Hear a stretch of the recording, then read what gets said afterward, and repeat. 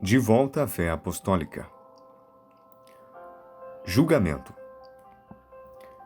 Salmo 96, versículo 13.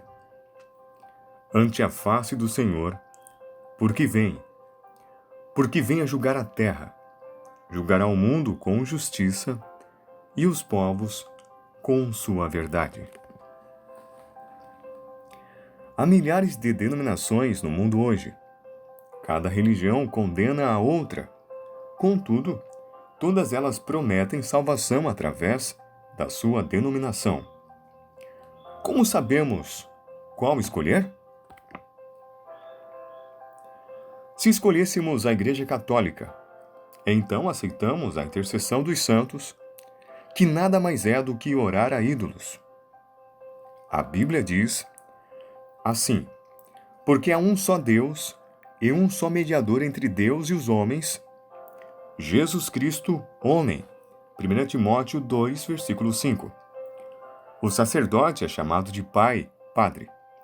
O que foi proibido por Jesus em Mateus 23, versículo 9. Diz assim: e a ninguém na terra chameis vosso pai, porque um só é vosso pai, o qual está nos céus. Veja. As Assembleias de Deus nos dizem que falar em línguas é a evidência inicial do Espírito Santo. Quando Paulo disse: veja, ainda que eu falasse as línguas dos homens e dos anjos e não tivesse caridade, seria como metal que soa ou como sino que tine. 1 Coríntios 13, versículo 1. Veja bem, quase todas as denominações são rápidas em nos dizer que muitas coisas na Bíblia são mal interpretadas, perdidas em traduções ou não se aplicam ao mundo hoje. Então fica aí a pergunta: devemos crer na Bíblia ou nas doutrinas denominacionais? O que Deus usará como padrão para o julgamento? Se eu perguntasse aos católicos, hoje, por meio de que você acha que Deus vai julgar o mundo? Os católicos diriam: pela Igreja Católica. Agora fica a pergunta, pois tem muitas igrejas católicas.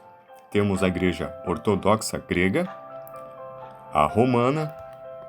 Qual delas seria? Os luteranos diriam, por nós seremos o padrão. Então os batistas estarão fora. E então se disséssemos, pelas batistas, então vocês, os pentecostais, estarão fora. Portanto, seria tal confusão que ninguém saberia o que fazer, e por isso ele nunca prometeu julgar o mundo pela igreja. Não.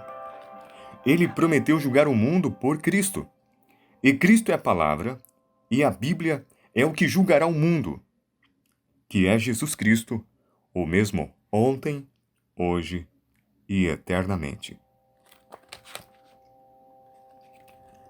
Deixo aqui então referências bíblicas para que você possa meditar em seu coração.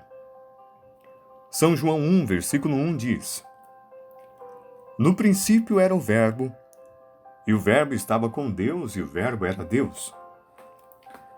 São João 1, versículo 14 diz: e o Verbo se fez carne, e habitou entre nós, e vimos a sua glória, como a glória do unigênito do Pai, cheio de graça e de verdade. Outra citação, São João 5, versículo 22, diz assim: e também o Pai a ninguém julga, mas deu ao Filho todo o juízo. Outra citação, São João 12, versículo 48. Quem me rejeitar a mim e não recebe as minhas palavras, já tem quem o julgue. A palavra que tenho pregado, essa há de julgar no último dia.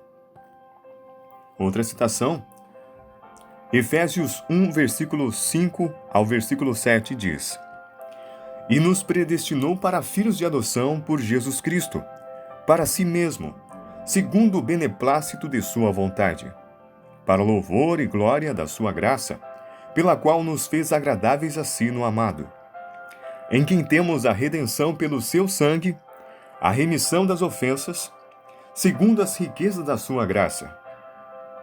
Efésios 2, versículos 5 a 8.